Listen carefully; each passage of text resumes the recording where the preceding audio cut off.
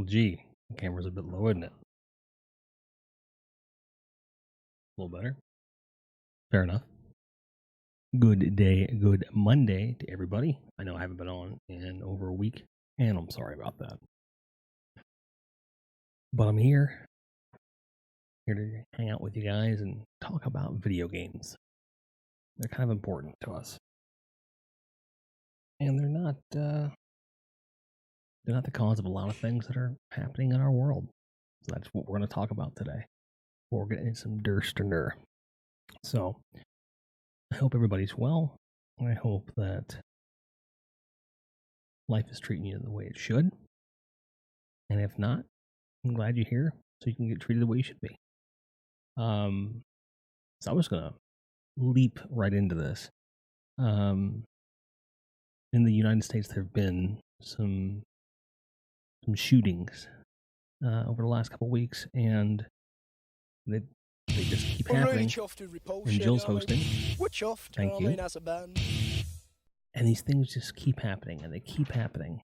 And whether it was 20 years ago, or 10 years ago, or 5 years ago, or 1 year ago, or 1 month ago, or even a week ago, it seems like the thing that keeps coming up more than guns and the condition of the people that are owning guns is video games always come up. I've never understood that. Well, let me rephrase that. I understand the argument where it's coming from, and all right, if someone walked into a shopping mall and killed somebody with a video game, or killed someone in the way that they saw a video game, where there was evidence that the shooter was heavily influenced by a video game, which there have been some cases like that, I get that argument to a point. And I also get the argument that being exposed to violence can desensitize you to violence.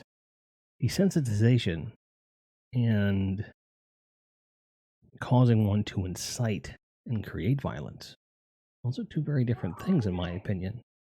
And I don't fully understand why that correlation is so often made when there's no real evidence to support it. So I'm not here to say that there's video games are completely harmless and there's there's nothing that can be done to protect people from the effect of being exposed to violence. But over the weekend, Walmart, which is a large chain of department stores here in the U.S., and when one of the shootings occurred in El Paso, Texas, a couple weeks ago. Well, a little over a week now. And they removed all of the advertising and trailers and marketing materials for violent video games from their shelves. Some stores took that a step further and just removed video games off the shelf altogether, like all of them. And the thought is that because the mandate that came from corporate Walmart was that they were to keep all the violent imagery away from people, but there was no plan to remove the material from shelves, to remove the ability to sell these things, which I think is smart, and I understand the need to be sensitive to people that have gone through these things. I completely understand that. However, they're still selling guns. They're still advertising guns. And they haven't said a word about them. So it's like, okay. I mean, they're not removing violent movies off the shelves, are they? They're not removing violent literature from the shelves. They're not. And they're not doing anything about guns either. So it's like, it strikes me as a means to be able to say, well, look what we did when this happened. We wanted to make sure we were being sensitive to people and remove the imagery and everything, and that's well and good, but it seems very self-serving in the immediacy, in as much as designed to make it look like they care. When overall, they probably don't. Not really. Not in any meaningful way. Because if they did, they would be advocating something that would actually help people that shouldn't be getting firearms from getting firearms. That's not to say that anyone should be moving for a ban on firearms. It's not saying that anyone should be moving for persecution of lawful gun owners. It just means that there are some people that probably aren't stable enough to get a weapon, a lethal weapon. And it's it's a complex thing to have to deal with. So I don't envy anyone that has to make these kind of decisions.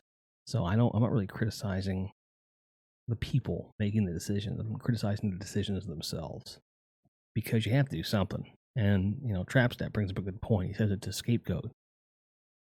I agree. There's always a scapegoat to try to avoid something else. And, the NRA would have you believe one thing. The administration would have you believe something else. And it's all this rhetoric and all this talk to try and get you to talk about anything but what the most direct cause. There is that old saying, guns don't kill people, people kill people. And that's true to a point. To a point. But if you make it more difficult for that person to get the implements to do those things, then by definition, you make it less likely that those things will happen. Right? So, let's say you went to somebody's house and they had their wall just, guns everywhere. And you were worried they were going to shoot somebody. Pulling a copy of Call of Duty out of their Xbox or their PlayStation or installing it from their PC is not going to stop them from shooting somebody. I mean, if you put it on that one-to-one rational argument, like how can anyone say that with a straight face, that that's going to be the thing?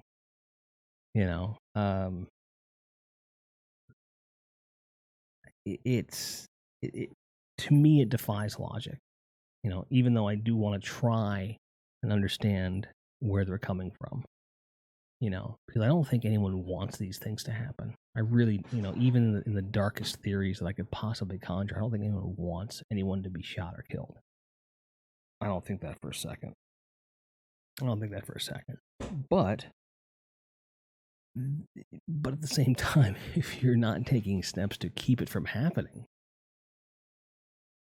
it sends a dangerous message, in my opinion. But, the thing that is the most frustrating is that we seem to have the same conversations every time this happens. And it's happened over 200 times this year. And I haven't come on the show every time this has happened. There's not 200 episodes of my show saying, well, we got to do this about guns or whatever. Like, that is not a thing. And then that kind of leads into another part of this that bothers me, which is the fact that we're becoming desensitized to the event in the first place, where you're seeing an awful lot of these things happen, and sometimes it's just fatigue. Like, we don't want to talk about it. Like, we're just tired of talking about it. We're tired of talking about it. And when that endurance of the people that are most fed up with it runs out, then the only people left talking are the ones that are trying to create these scapegoats, like Trapstep says. And it's it makes it way more difficult to have a good conversation and have a good discussion about what should and should not be happening. But that's my opinion.